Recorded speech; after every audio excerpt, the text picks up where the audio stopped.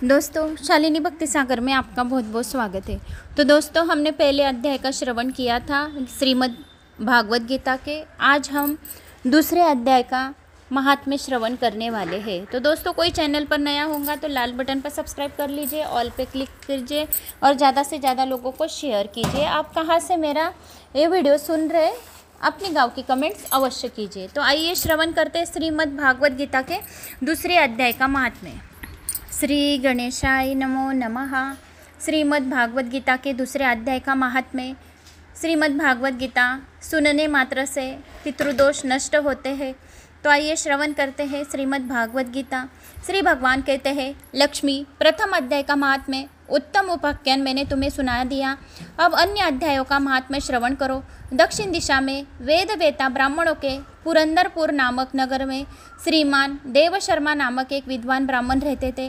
वे अतिथियों के पूजक, स्वाध्यायशील, वेद शास्त्रों के विशेषज्ञ, यज्ञों के अनुष्ठान करने वाले और तपस्वियों के सदा ही प्रिय थे। उन्होंने उत्तम द्रव्य के द्वारा अग्नि में हवन करके दीर्घकाल तक देवताओं को तृप्त किया, किंतु उन धर्मात्मा ब्राह्मण को कभी सदा रहने वाली शांति न मिली। वे परम कल्याणमय तत्व का ज्ञान प्राप्त करने की इच्छा से प्रतिदिन प्रचुर सामग्रियों के द्वारा सत्य संकल्प वाले तपस्वियों की सेवा करने लगे। इस प्रकार शुभ आचरण करते हुए उन्हें बहुत समय बीत गया। तदनंतर एक दिन पृथ्वी पर उनके समक्ष एक त्यागी महात्मा प्रकट हुए। वे पूर्ण अनुभवी, आकांक्षा रहित, नासिका के अग्रभाग पर दृष्टि रखने वाले तथा शांत चित्त थे। निरंतर परमात्मा के चिंतन में संलग्न वे सदा आनंद विभोर रहते थे। देव शर्मा ने उन नित्य संतुष्ट तपस्वियों को शुद्ध भाव से प्रणाम किया और पूछा, महात्मन, मुझे शांतिमयी स्थिति कैसे प्राप्त होगी? मैं शांति ढूंढ रहा हूँ, तो शांति कैसे मुझे प्राप्त होगी? मन को शांति होना चाहिए, ऐसा कहा। तब उन आत्मज्ञानी संत ने देव शर्मा को सोपर ग्राम के निवासी मित्रवान को, जो बकरियों का चरवाहा था, परिचय दिया और कहा, वही तुम्हें उपदेश देगा। जो बकरियों का चरवाहा है वो आपको शांति का उपदेश देगा। यह सुनकर देव शर्मा ने महात्मा के चरणों की वंदना की और समृद्धशाली सोपुर ग्राम में पहुंचकर उसके उत्तर भाग में एक विशाल वन देखा। उसी वन में नंदी के किनारे एक शिला पर मित्रवान बैठा था। उसके नेत्र आनंद तीर्के से निश्चल हो रहे थे। वह अपलक दृष्टि से देख रहा था। वह स्थान आपस का स्वाभाविक वैर छोड़कर एकत्रित हुए परस्पर विरोधी जंतुओं से घिरा था। वहाँ उद्यान में मंद मंद वायु चल रही थी।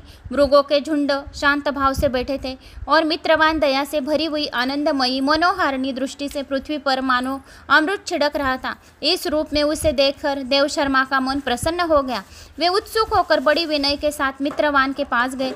मित्रवान ने भी अपने मस्तकों को किंचित नवाकर देव शर्मा का सत्कार किया।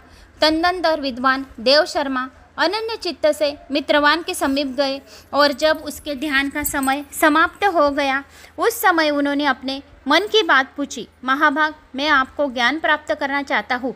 मेरे इस मनोरथ की पूर्ति के लिए मुझे किसी ऐसे उपाय का उपदेश कीजिए जिसके द्वारा सिद्ध प्राप्त हो चुकी।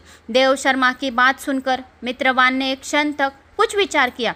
उसके बाद इस प्रकार कहा, विद्वान, एक समय की बात है, मैं वन के भीतर बकरियों की रक्षा कर रहा था। इतने में ही एक भयंकर व्याघ्र पर मेरी दृष्टि पड़ी, जो मानो सबका ग्रस लेना चाहता था। मैं मृत्यु से डरता था, इसीलिए व्याघ्र को आते देख बकरियों को झुंड को आगे करके वहां से भाग चला। किंतु एक बकरी तुरंत ही सारा भय छोड़कर नदी के किनारे उस बाग के पास बेरोक टोक चली गई। फिर तो व्याघ्र भी द्वेष छोड़कर चुपचाप खड़ा हो गया। उसे इस अवस्था में देखकर बकरी बोली, व्याघ्र, तुम्हें तो अभिष्ट भोजन प्राप्त हुआ है। मेरे शरीर से मांस निकालकर प्रेम पूर्वक खाओ ना। तुम इतनी देर से खड़े क्यों हो?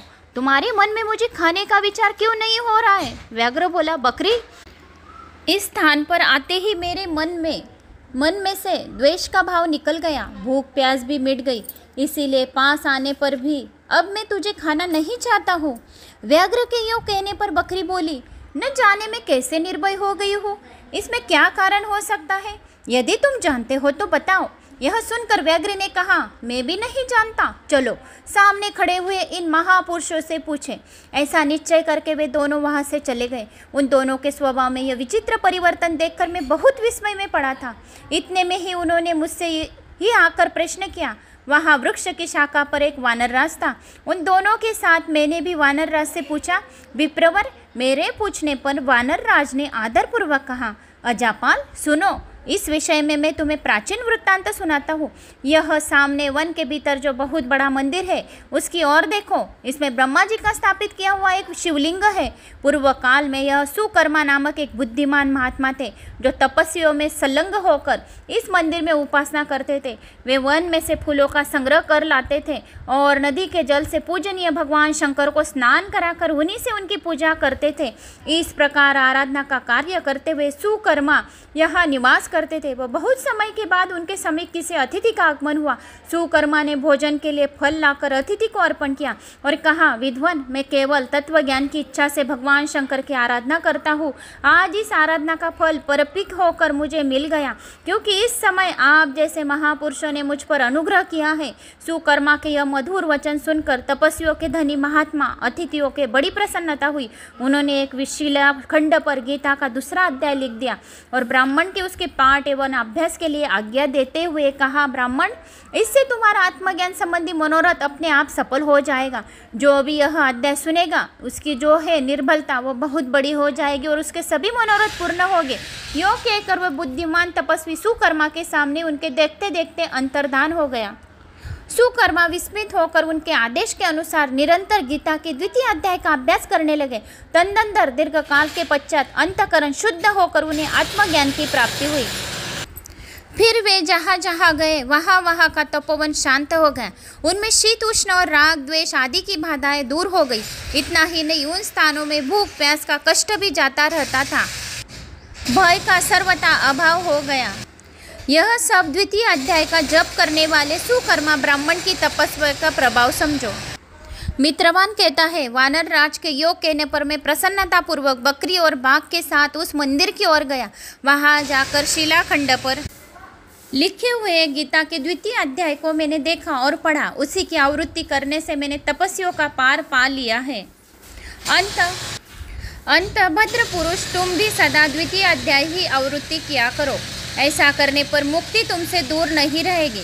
श्री भगवान कहते हैं, प्रिय मित्रवान के इस प्रकार आदेश देने पर देव शर्मा ने उसका पूजन किया और उसे प्रणाम करके पुरंदरपुर की राह ली। वहाँ किसी देवालय में पूर्वोक्त आत्मज्ञानी महात्मा को पाकर उन्होंने सारा वृत्तांत निवेदन किया और सबसे पहले उन्हीं से द्वितीय अध्याय को पढ़ा। उनसे उपदेश पाकर शुद्ध अंतकरण वाले देव शर्मा प्रतिदिन बड़ी श्रद्धा के साथ द्वितीय अध्याय का पाठ करने लगे।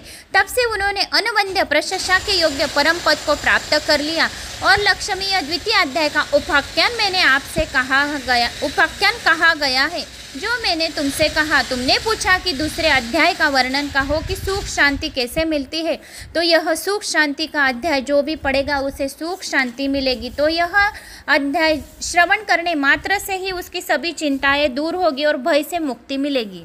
तो दोस्तों, अध्याय पसंद आए तो लाइक सब्सक्राइब कीजिए, ज़्यादा से ज़्यादा लोगों को शेयर कीजिए। जय श्री महाकाल।